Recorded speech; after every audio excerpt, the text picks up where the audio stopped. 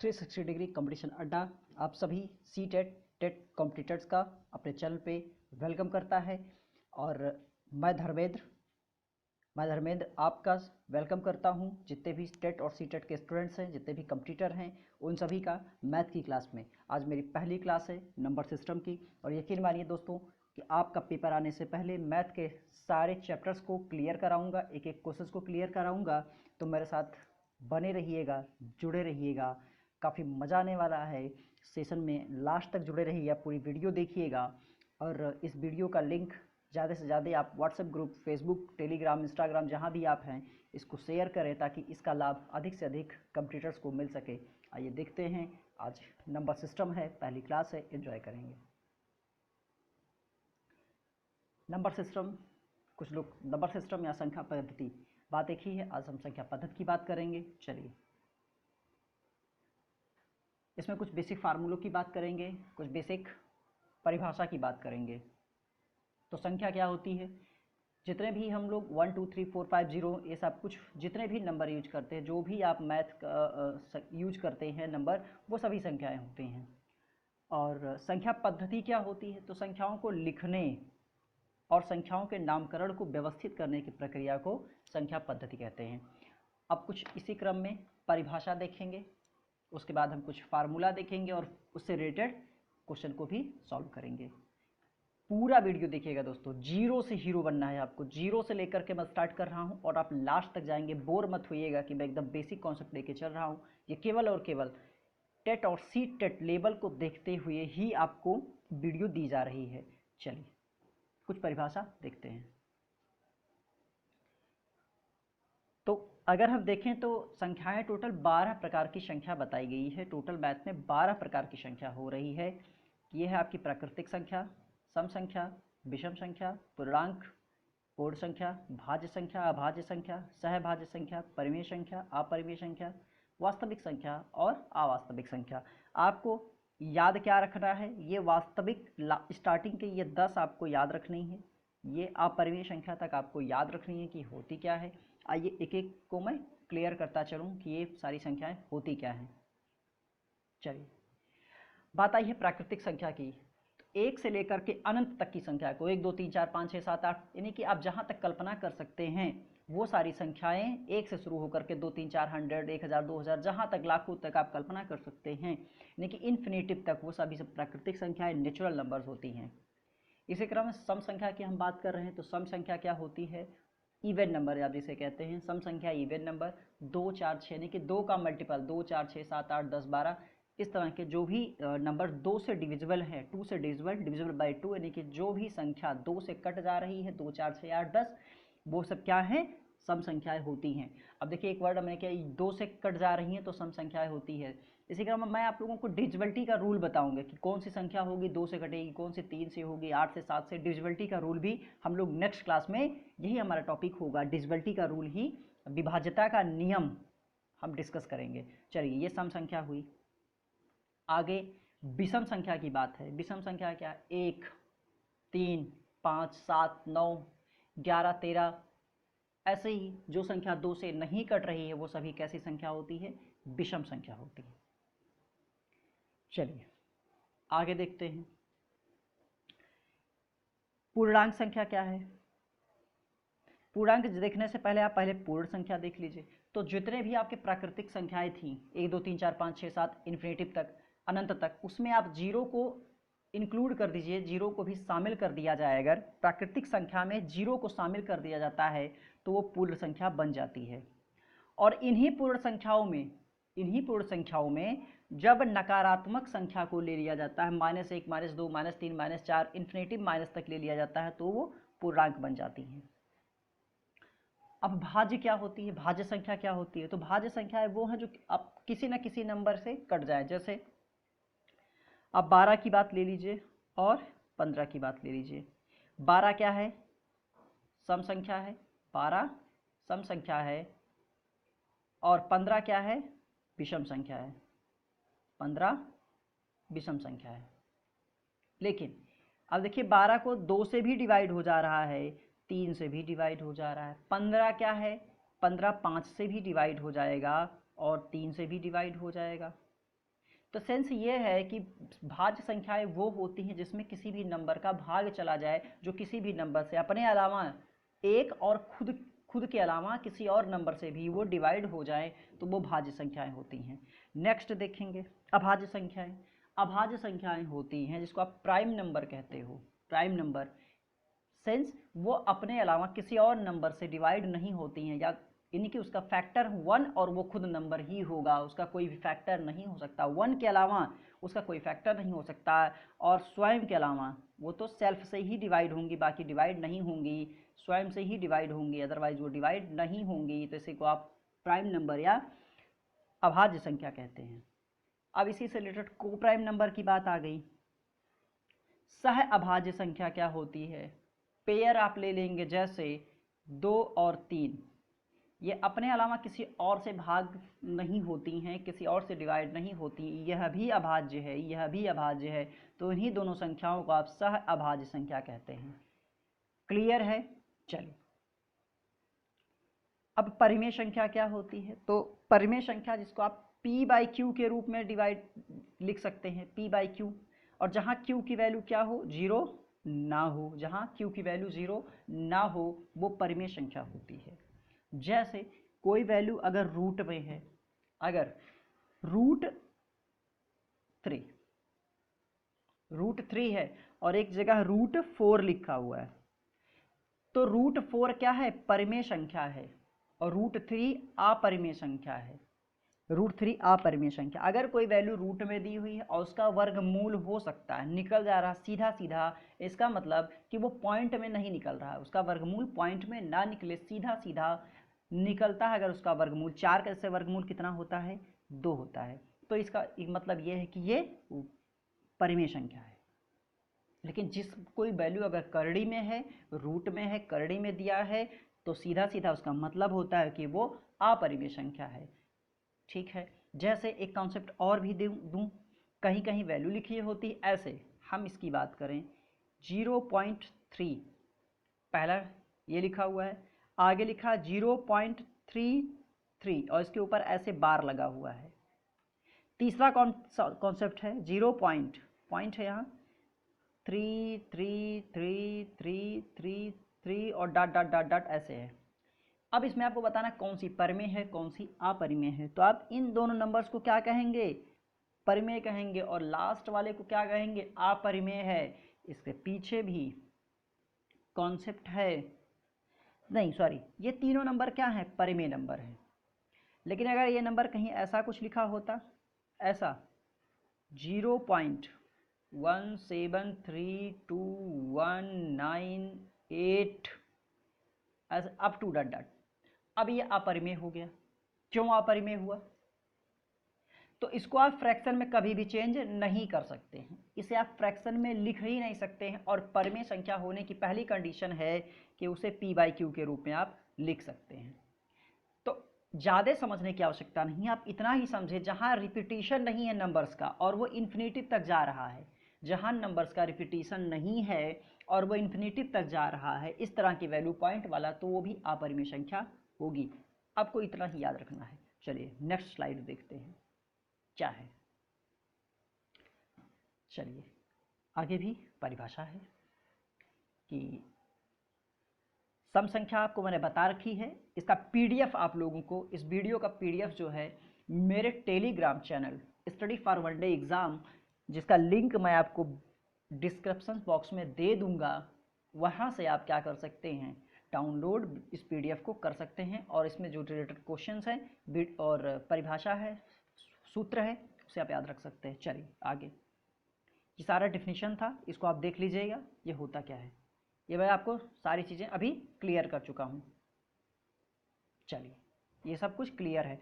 हाँ, एक यहाँ पर टॉपिक आ गया है कि पाई एक अपरिमेय संख्या है। बार बार अब से मैं कहूँगा कि पाई क्या होता? अपरिमेय संख्या होता, जबकि पाई की वैल्यू होती है 22/7। ये परिमेय संख्या है। ये क्या है? ये परिमेय है। क्यों परिमेय है? क्योंकि इसको p/q के रूप में आपने लिख दिया है, और q की वैल्यू देखिए यहाँ 0 नहीं है, 7 है, तो इसलिए परिमेय संख्या। लेकिन पाई की जो वैल्यू होती है, एक और वैल्यू होती है 1 4 3 near about dot dot dot, ये खत्म नहीं होती है, रिपीटिशन ही इसका कुछ नहीं पता है। और हमने अभी बताया कि पॉइंट के बाद जब नंबर रिपीट नहीं कर रहा हो, रिपीटिशन नहीं हो और वो इन्फिनेटिव दिया हुआ हो, तो वह वैल्यू कैसी हो जाती है?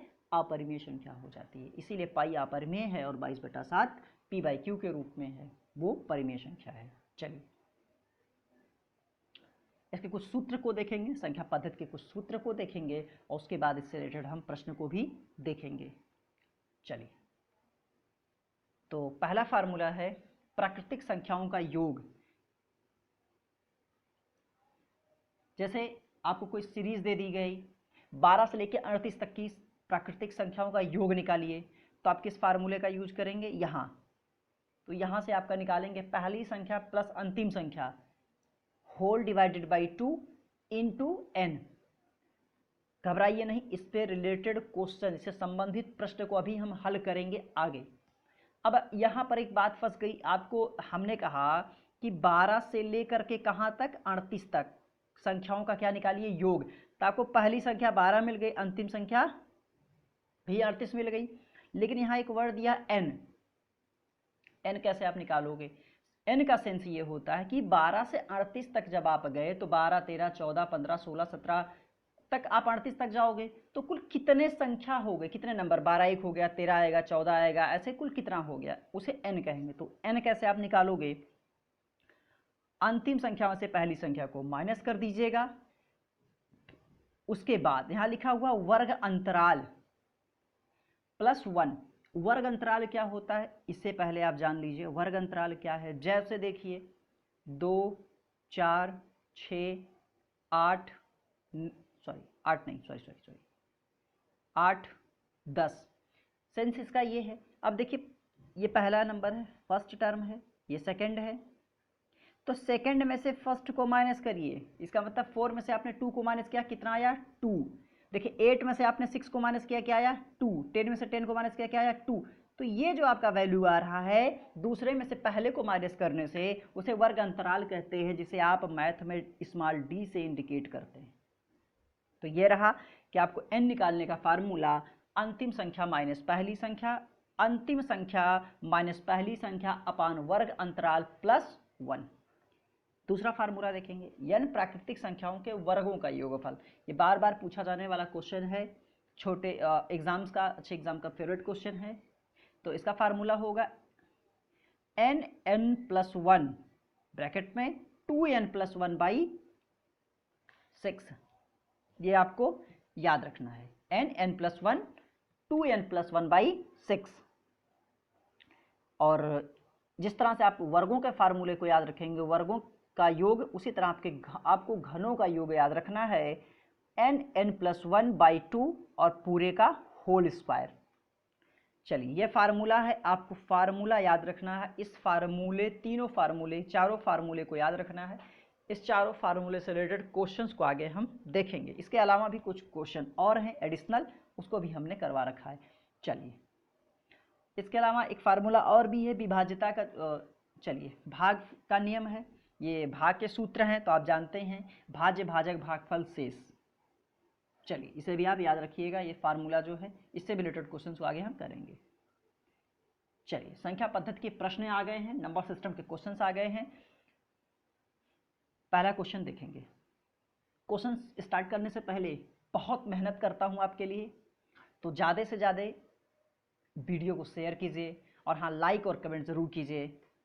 चलिए पहला क्वेश्चन देखते हैं।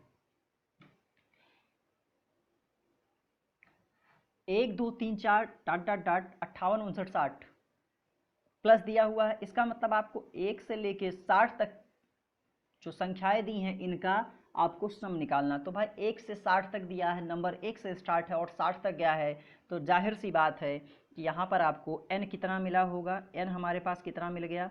60 मिल गया। n हमारे पास कितना है? 60 है। और हमने योग का बताया था, आपको फार्मूला बताया था प्राकृतिक संख्याओं के योग का, first plus last divided by क्या? वर्ग अंतराल। देखिए 2 में से आप 1 घटाएंगे तो 1 आएगा, 3 में से 2 घटाएंगे 1 आएगा, वही 1 यहाँ पर होता है। सॉरी ये आप जब n निकालते हो तब होता है। तो आप क्या करोगे? योग क्या करोगे? फर्स्ट संख्या प्लस लास्ट संख्या डिवाइडेड बाई क्या होता है यहाँ? 2, और इनटू में क्या होता है n, n कितना है 60 है, n कितना है 60 है। देखिए कभी कभी छोटा छोटा मिस्टेक हो रहा है, गर्मी बहुत है और कभी कभी दिमाग हैंगओवर हो रहा है। 2 से 30 बार में इसको डिवाइड किए, ये 30 आया और ये 61 है, 60 + 1 × 30 है। इसका जो आंसर आने वाला है वो देखिए 0 3 18 1830 आपका ऑप्शन ए। तो कॉन्सेप्ट क्लियर हो रहा है। नेक्स्ट क्वेश्चन देखेंगे। चलिए 1 से 72 तक की सभी संख्याओं का योग बताइए। सेम क्वेश्चन था, वहां 1 से 60 तक था, यहाँ 1 से 72 तक है। तो आपके पास n कितना है 72 है, n कितना है 72 है। अब क्या होता है फर्स्ट संख्या प्लस लास्ट संख्या डिवाइडेड बाई 2 इंटू में क्या लेते हैं n 72। 2 से इसको हमने डिवाइड किया 36 आ गया, 2 से भाग करेंगे 72 को 36 आ गया और ये 72 एक 73 हो गया। 73 मल्टीप्लाई कितना हुआ 36। इसका आप मल्टीप्लाई कराओगे तो आपका आएगा 2628। अब कुछ लोग सोच रहे होंगे इतना तेज हमने मल्टीप्लाई कहाँ से करा दिया। देखिए 6 3 जा 18, 6 3 18 हो रहा है, लास्ट में 8 और पूरे ऑप्शन में केवल बी वाले ऑप्शन में ही 8 दिया हुआ है। इसी को देख के हमने 26 28 इसका आंसर डिसाइड किया। चलिए नेक्स्ट देखेंगे। जिसे भी नहीं समझ में आ रहा वो कमेंट में ज़रूर बता दे, कमेंट करके ज़रूर बताए। चलिए आगे। अब ये थोड़ा सा यहाँ पे समस्या क्रिएट करेगा आपके लिए, क्योंकि यहाँ पर आपको n की वैल्यू फाइंड नहीं दिया हुआ, क्योंकि ये बीच की संख्या ली हुई है। 28 से 45 तक की सभी प्राकृतिक संख्याओं का योग बताइए। आपको 28 है और 45 यानी कि आपको a पता है, a कितना है आपका 28 है और लास्ट संख्या मतलब l, जिसको आप l से डिनोट करते हो, l कितना है आपका 45 है। चलिए लेकिन आपको n नहीं पता है तो आप n फाइंड करोगे। n कैसे फाइंड करते हो, लास्ट में से आप क्या कर देते हो फर्स्ट को माइनस करते हो। तो 45 माइनस क्या करते हो आप 28 और यहाँ पे क्या करते हो वर्ग अंतराल, मतलब 28 के बाद 29, 29 के बाद 30, 30 के बाद 31, यानी कि संख्याओं के बीच में केवल एक डिफरेंस है। 30 में से 29 घटाइए 1 आएगा, 29 में से 28 घटाइए 1 आएगा। तो आप यहाँ पे क्या रखते हो 1 रखते हो और प्लस यहाँ पे क्या लगाते हो 1 रखते हो। चलिए याद रहना चाहिए ये। इसको आप माइनस करोगे यहाँ 7 आएगा और यहाँ 17 आएगा। चलिए 17 आ गया और अपान में 1 है तो 17 ही रहेगा, ये इंटू 1, ये कितना आ गया n की वैल्यू आपकी कितनी आई 18 आ गया। n का आप क्या आ गया 18 आ गया। अब आपको पता है संख्याओं का योग कैसे, first plus last, first plus last आपको करना है। तो इसे आप जब 28 और 45 को जोड़ेंगे 8 देखिए 8 5 13, एक कैरी हुआ 4 2 6 73 हुआ, एक बचा 73 हुआ। अब अपान क्या करते हो आप, दोनों का सम अपान 2 मल्टीप्लाई n, ये करते हुआ n कितना है यहाँ पे n कितना है 18 है। देखिए 9 बार में ये कट गया। आंसर आप मल्टीप्लाई करोगे तो कितना आएगा 657, जो कि आपका ऑप्शन ए है। समझ में आ रहा है, कॉन्सेप्ट क्लियर हो रहा है। चलिए आगे, चलिए आगे देखते हैं। आगे है 1 से 69 तक की सभी विषम संख्याओं का योग बताइए। तो विषम संख्याओं का योग हमने आपको कहा है कि प्राकृतिक संख्याओं के योग का जो फार्मूला बता रखा है वो क्या होता है, फर्स्ट प्लस लास्ट अपान 2 इंटू n। फिर आपको यहाँ पर n नहीं पता है, लेकिन आपको पता है a कितना है। यहाँ पर आपको अगर देखें a की वैल्यू 1 है और l की वैल्यू लास्ट पहली संख्या 1 है और लास्ट आखिरी संख्या 69 है। लेकिन अब वर्ग अंतराल अगर आप देखें तो विषम संख्याएं जो होती हैं 1 3 5 7 9 इस तरह से होती है। 9 से 7 गया 2, 7 में से 5 गया 2, 5 से 2 गया 3 गया 2, यानी कि वर्ग अंतराल कितना आपका आ रहा है 2। तो आप n निकाल लीजिए। क्या करते हैं आप लास्ट में से फर्स्ट को माइनस करते हैं, 69 में से एक माइनस करेंगे कितना आएगा 68 डिवाइडेड बाई वर्ग अंतराल 2 प्लस क्या करते हैं 1 करते हैं। ये आप डिवाइड करोगे 34 प्लस 1 आएगा, 34 प्लस 1 और लास्ट में कितना आ जाएगा 35। आपको n की वैल्यू क्या पता चल गई 35 पता चल गई, तो आप इसका सम भी बता सकते हैं। क्या कर देंगे आप 69 प्लस 1 अपान में क्या होता है यहाँ पे 2 होता है, क्या होता है 2 होता है और इनटू में n कितना आया था आपका 35 आया था। 69 एक 70 हो गया, और 70 को ये देखिए 70/2 गुणे 35 हो गया। इसको आप काटोगे तो यहाँ भी कितना आएगा 35, और 35 का 35 से मल्टीप्लाई करोगे तो आंसर कितना आ जाएगा आपका 1225। आंसर क्या आएगा 1225, ऑप्शन ए। चलिए नेक्स्ट देखते हैं। 12 से 25 तक की सभी प्राकृतिक संख्याओं के वर्गों का योग बताइए। 12 से 25, यहाँ भी हमें n की ज़रूरत पड़ेगी, n नहीं फाइंड है। सबसे पहले हम क्या करेंगे, n फाइंड कर लेंगे, और n फाइंड करने का, n पता करने का, n निकालने का एक ही फार्मूला होता है, लास्ट में से आप फर्स्ट को क्या करिए माइनस कर दीजिए, तो 25 में से 12 को क्या करेंगे माइनस करेंगे अपान वर्ग अंतराल, 12 के बाद 13, 13 के बाद 14, इसका मतलब वर्ग अंतराल 1 है, और उसमें क्या कर देंगे +1 कर देंगे।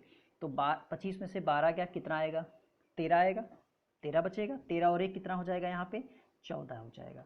तो 12 से 25 तक कुल n कितने हो गए 14 हो गए। तो इसके वर्गों का योग कितना हो जाएगा n+1, वही कॉन्सेप्ट, यानी कि 14 मल्टीप्लाई 15 मल्टीप्लाई 2n+1, 14 दूनी 28, 1 29, कितना है 29/2, 7 12 में कट गया।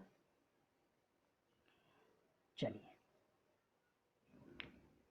इसका जब आप मल्टीप्लाई करोगे तो आंसर क्या आएगा 105, 15 से 1 जा 105, 105 मल्टीप्लाई 29, 105 मल्टीप्लाई 29 करते ही आपका आंसर क्या आएगा जल्दी, चलिए इसको भी हम मल्टीप्लाई कर लेते हैं। 105 मल्टीप्लाई 25, तो देखिए 9 5 जा 45 होगा, लास्ट में कितना आना चाहिए 5 आना चाहिए, 5 आना चाहिए, और पूरे ऑप्शन सी में ही केवल लास्ट में 5, इसका मतलब इसका आंसर 105 गुणे 29 करने पे 8095, 8095 इसका उत्तर आएगा, इसका आंसर आएगा। चलिए आगे बढ़ते हैं। उम्मीद करता हूं कि आप लोग को सेशन पसंद आ रहा होगा, एंजॉय कर रहे होंगे, कमेंट करके ज़रूर बताइएगा। और हाँ, अगर आप लोग कहेंगे तो मैं अभी ऑफलाइन वीडियो आपको दे रहा हूं, आप लोग कहेंगे, आप लोग की डिमांड होगी तो मैं ऑनलाइन भी आप लोगों के साथ क्वेश्चन लेकर के डिस्कस करूंगा, आपके पास उस समय जो प्रॉब्लम होंगे मैं सभी को सॉल्व करूंगा। चलिए बढ़ते हैं आगे, देखते हैं क्या है। 1 से 90 तक की सभी प्राकृतिक संख्याओं के घनों का योग क्या है। अभी हम क्या कर रहे थे, वर्गों का योग कर रहे थे। वर्गों का योग का फार्मूला क्या था, n+1, n+1 2n+1/6 था, लेकिन घन का योग का फार्मूला थोड़ा सा बदलेगा, n+1/2 तो होगा ही, इसका होल वर्ग हो जाएगा। इसी कॉन्सेप्ट को आपको दिमाग में रखना है। 1 से 90 तक आपको n पता है, 1 से 90 तक में कुल कितनी संख्या होगी 90 संख्या होगी, तो n की वैल्यू आपको 90 पता चल गई है। आइए देखते हैं, रखते हैं फार्मूले पे, n आपको 90 मल्टीप्लाई n+1 यानी कि 91/2 होता है, इस पूरे का स्क्वायर होता है। इससे ये कट गया 45, 45 आ गया, ठीक है। 45 गुणे 91 आप करेंगे, 45 गुणे 91 आप करिए। चलिए देखते हैं, 45 गुणे 91 करने के बाद दोनों का क्या करना होगा, स्क्वायर करना होगा। चलिए यहाँ करके देखते हैं, 45 गुणे 91, तो इसका जो होगा यहाँ पर आएगा 5, और 4 कम 4, 9 पचे 45, 45 4 49, 45 4 49, 4 9 तो 36, 36 4 40, ये हो गया 40 95, इसका मल्टीप्लाई 40 95 का, इसका भी आपको क्या करना होगा स्क्वायर करना होगा। क्या करना होगा, स्क्वायर करना होगा। अब आपको स्क्वायर करने की आवश्यकता नहीं है, एग्जाम में आ जाएगा तो पता चले आप 4095 4095 का स्क्वायर करने लगे, बिल्कुल नहीं। जब भी आप स्क्वायर करोगे तो लास्ट में 5 है, और स्क्वायर करते ही संख्या के लास्ट में क्या आएगा 5 आएगा, और ये संख्या देखिए ऑप्शन नंबर डी है। आप कंपटीशन देने बैठ रहे हो, आप क्लास 5 या 4th को मैथ नहीं पढ़ा रहे हो, या आपका एग्जाम नहीं हो रहा है, तो आपके ऑप्शंस ऐसे सेट होते हैं कि आपको मल्टीप्लाई करने की आवश्यकता नहीं पड़ेगी। तो इसका आंसर 4095 का स्क्वायर करने के बाद 1669025 आएगा, option number D. Next question देखेंगे। 1 से 10 तक की सभी प्राकृतिक संख्याओं के घनों का योग क्या है। सेम सवाल है, जैसे 1 से 90 था उसी तरह से 1 से 10 है। तो फार्मूला हमने बताया n+1/2 इसका होल स्क्वायर, 2 से 5 कट गया, ये कितना आया 55 का स्क्वायर। जैसा कि हमने बताया है 5 देखने की ज़रूरत ही नहीं, ऑप्शन बी आपको दिख रहा है क्योंकि यहाँ 5 है, स्क्वायर करोगे तो डायरेक्ट क्या आएगा 25 आएगा। लेकिन फिर भी मैं बता दूं जब आप गुणा कर रहे हो तो इसका आप एक तरीका होता है उसके थ्रू आप मल्टीप्लाई लास्ट वाली संख्या का आप स्क्वायर करो 25 आएगा, और जो ये संख्या बच जाती है उससे एक ज़्यादा लीजिए, यानी कि 5 है और एक आप उससे एक ज़्यादा लीजिए 6, और 6 का इसमें 5 में मल्टीप्लाई करा दीजिए गुणा, और यहाँ लिख दीजिए 30। देखिए 30 25 आ गया। अभी मैं जब आपको वर्गमूल घनमूल करड़ी पढ़ाऊंगा तो उसमें आपको ये शॉर्टकट जरूर सिखाऊंगा, गुणा करने का शॉर्टकट सिखाऊंगा, ठीक है, वो सारे शॉर्टकट आप जरूर सीखेंगे। समझ में आ रहा है? चलिए आगे देखते हैं। 3 के 3 क्रमागत गुणकों का योग 90 है तो सबसे बड़ी संख्या होगी। आप इसको कई तरीके से लगाएंगे लेकिन मेरे पास शॉर्टकट तरीके से बताने जा रहा हूँ। एवरेज वाले चैप्टर में हम चलते हैं। अगर किसी भी संख्या का योग आपको पता है तो आप उसका औसत निकाल सकते हैं। आपको योग 90 पता है तो औसत कितनी संख्या है, यहाँ 3 है तो औसत कितना आया होगा भाई 30 आया होगा। औसत क्या आया होगा 30 आया होगा। आपका औसत क्या होगा 30 ही होगा, आपका औसत तो 30 होगा। चलिए जब आपका औसत 30 हो गया तो उसके बाद देखिए औसत आपका कितना आएगा 30 आएगा। चलिए 30 है। अच्छा जब विषम संख्या कहा 3 के क्रमागत गुणक, मतलब उसमें 3 3 आप ऐड करते जाइए, 3 के बाद क्या आएगा 33 आएगा। इसके पहले क्या रहा होगा 27 रहा होगा। भाई यही तो 3 क्रमागत गुणक है कि नहीं इसके, मतलब 3 से वो डिवाइड हो जा रहे हैं। देखिए 27 3 का गुणक है तो 3 जोड़ना घटाना था। इसके पहले क्या आएगा 27, 30 के पहले, 30 के बाद 33 आएगा। आपसे पूछा सबसे बड़ी संख्या, तो सबसे बड़ी संख्या क्या है 30, सबसे छोटी 27 है, और बीच की संख्या क्या है 30 है। ये सबसे शॉर्टकट मेथड होता है। जहां भी ऐसा सवाल आएगा आपको डायरेक्ट आपको क्या निकालना औसत, और औसत के बाद अगर वो 2 है 3 की गुणक है 4 की गुणक है तो उसके बाद 4 जोड़ देना है उसमें, और आपका आंसर क्लियर हो जाएगा। चलिए नंबर सिस्टम की पहली क्लास का नेक्स्ट और लास्ट क्वेश्चन है, ध्यान से देखें। इसके बाद भी अभी नंबर सिस्टम एक दिन में खत्म नहीं होना, बहुत बड़ा टॉपिक होता है, कई क्लास अभी आपकी आएगी तब जा करके वो नंबर सिस्टम क्लियर होगा पूरी तरह से। बहुत कुछ मुझे बताना है तो वीडियो को शेयर कर दीजिए, कमेंट करके प्लीज़ एक बार ज़रूर बताइएगा कि वीडियो कैसा लग रहा है। चलिए लास्ट क्वेश्चन देखते हैं। किसी विद्यार्थी को एक संख्या को 12 से गुणा करने को कहा गया लेकिन गलती से उसने उस संख्या को 21 से गुणा कर दिया। इस प्रकार उसका उत्तर सही उत्तर से 63 अधिक था। संख्या क्या थी, संख्या बताना है। चलिए मान के चलिए आपके पास वो संख्या x थी और x से पहले उसे 12 से गुणा करने को कहा गया, लेकिन उसमें गधा था वो तो गलती से x में गुणा 21 से कर दिया उल्टा। अगर 12 से गुणा करता तो एक वैल्यू मिलती और 21 से किया तो दूसरी वैल्यू मिली, लेकिन सही अधिक था।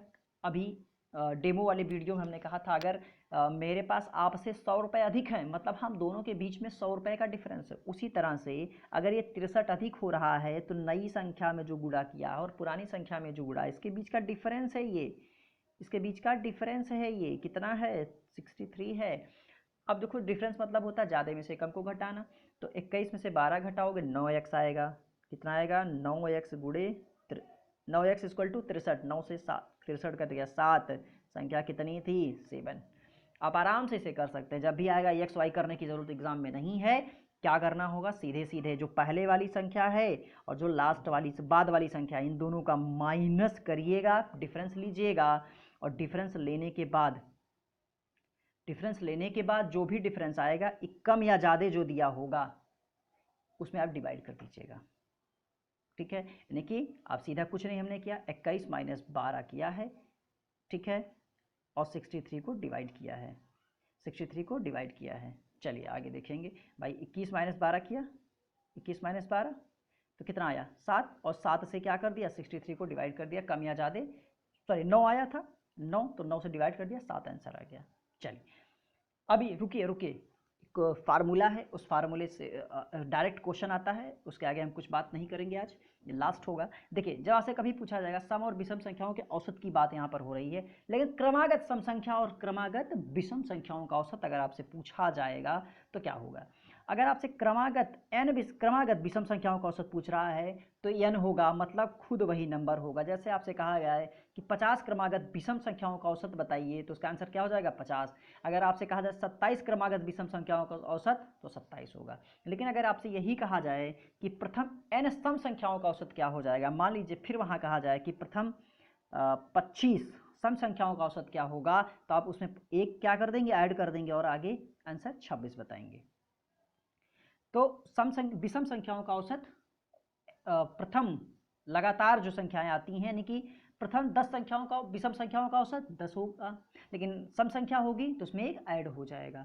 तो आज का सेशन यहीं पर समाप्त होता है। तो जितने भी कंपटीटर्स हैं उनसे मेरे रिक्वेस्ट है कि आप लोग वीडियो को लास्ट तक देखें, और यकीन मानिए, भरोसा रखिए, पूरे सेशन कंप्लीट कराऊंगा, हर चैप्टर क्लियर कराऊंगा और मैथ में आप अच्छा स्कोर करके आएंगे। सेशन पसंद आया हो तो वीडियो को लाइक करें, शेयर करें, कमेंट करें और सब्सक्राइब करें। जिसको प्रॉब्लम आई है वह भी कमेंट करके मुझे बताएं, और जैसे जो लोग चाहते हैं कि मैं उनसे लाइव जुड़ूं तो ज़रूर कमेंट करके बताएं। आपसे मैं जल्द ही लाइव जुड़ूं।